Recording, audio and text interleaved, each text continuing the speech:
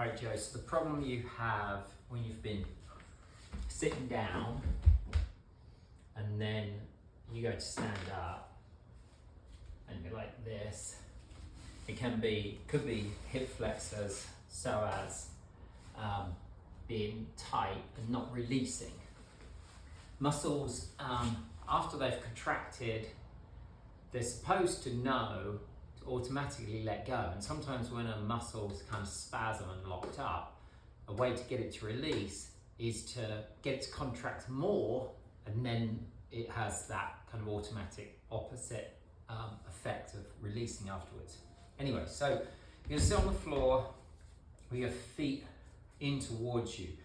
Now, doing this means you've got to be sat back like this, rather than being able to kind of tilt the pelvis forward. Then you're going to sit up on some books or a block or like a cushion or something, right? So that doesn't matter. You can get your bum up off the floor a little bit, and if that makes it, sitting up. And then what you're going to do is you're not holding onto the knees, but you've got your hands just on the tops of the thighs. You're going to slide the feet away at the same time as rolling the pelvis back and lowering yourself back down. And then you're going to come back up, pulling the feet in as high as you can, as close as you can, and sitting up, and then hold it here, maybe, like count to, 5 or 6 or something. And then you're going to slide down. When you're sitting up on something, obviously you don't want to get to this point you fall off. So if you are sitting up on something, then just obviously go as far as you can. You slide the feet out away from you, because the toes are going to come up. And instead of the belly pushing forward and the pelvis tilted forward, as the feet slide out, the back rounds in towards the floor.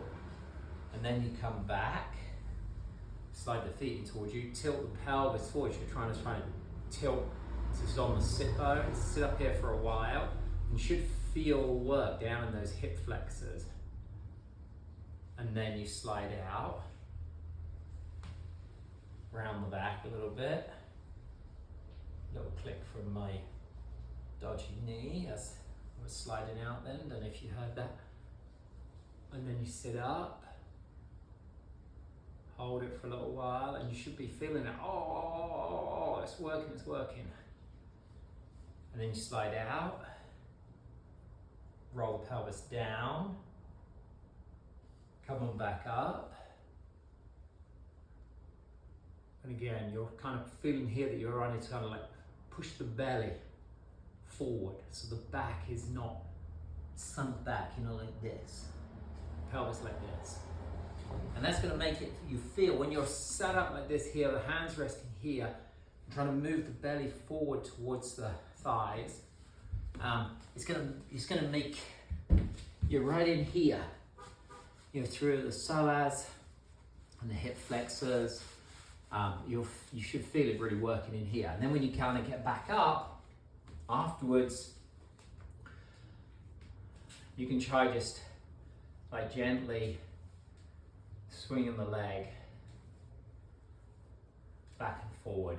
You're not trying to like lift it up as high as you can, and you're just trying to like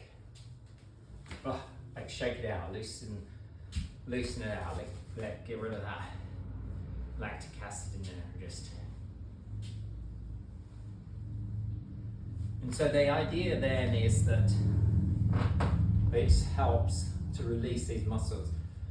So as hip flexors, this is hip flexion, doing that, or obviously kind of doing this sort of thing, bringing your upper body towards your legs, or your legs towards your upper body. That's hip flexion. So when we're seated, we are engaging those hip flexors, and it may be that they're not kind of good at releasing. And so then when you creaky table, I should find out a woodworker and check that out. When you then go to stand up, you go, be right with you, kids.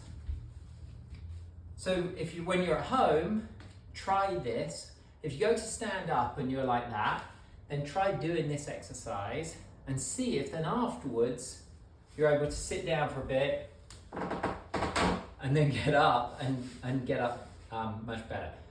Probably when you're in a restaurant and you go to stand up and you can't, probably not the best idea to lay down on the floor and try doing this exercise, because Laurie's maybe not going to be too impressed with that. All right, that's it.